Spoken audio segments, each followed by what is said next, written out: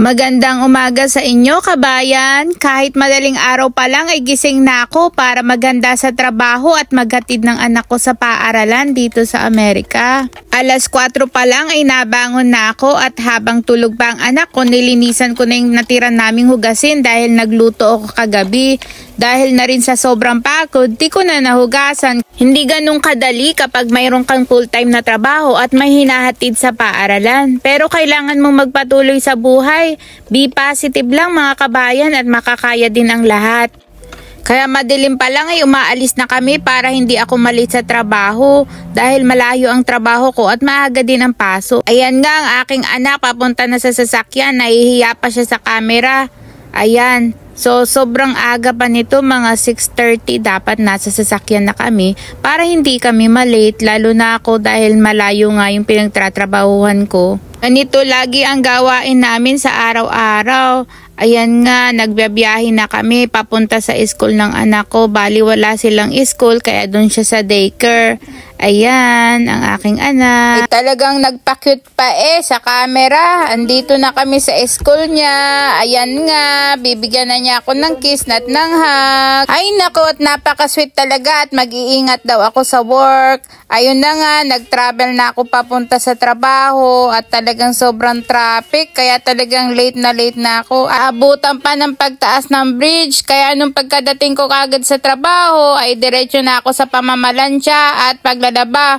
Ngayong araw, baka maghapon ako maglaba at mamalansya dahil napakadaming labahin ngayong araw na ito. May akong planchahing mga bedsheet dahil mayroong nagstay sa guest room namin kaya ako ang namamalansya. Kasi nga yun ang pinaka na-experience ko dito. Nag-o-offer pa nga ng tulong yung katrabaho ko pero sabi ko ayos lang dahil maraming linisin sa bahay.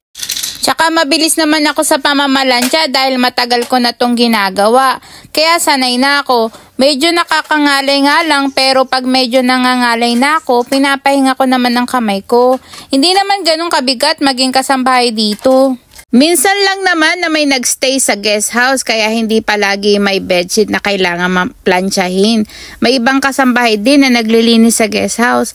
Pero tinutulungan ko siya dahil may edad na at nasa 80 na rin, nasa 80 na. Kaya ayun, mahirap kung siya pa ang mamamalansya kaya ako na yung namamalansya. Sa totoo lang, retired na siya pero gusto pa rin niya magtrabaho at pumunta dito. Siguro libangan na lang niya kasi nasanay na siya maging kasambahay. Sabi nga nila kapag tumigil ka sa nakasanayan mo na ay pwede magdulot ng pagkakasakit.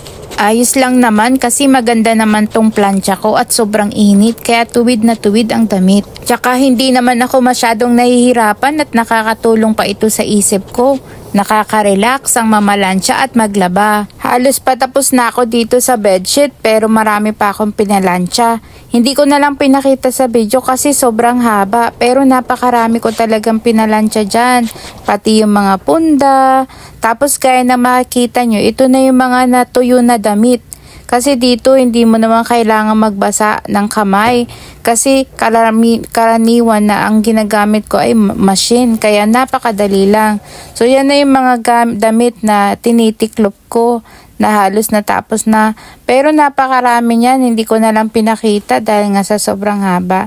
So kasama din sa trabaho ko yung pagtitiklop at kapag nakita ko na parang magusot pa, plaplansyahin ko siya kasi para mas maging presentable sa mga amo namin, 'di ba? Yan na yung time na kinakausap na ako ng katrabaho ko, sabi magpahinga daw muna. Dito kasi tuloy-tuloy ako sa pagtatrabaho pero pwede namang magpahinga. Kaya lang syempre tayo mga Pilipino gusto natin na talagang ating pagiging trabahador ay talagang hindi nating tinetake advantage yung mga kabaitan ng ating mga amo na talagang ginagawa natin ng ating makakaya na kahit parang wala naman masyadong gagawin, gagawa ka ng paraan para may gawin.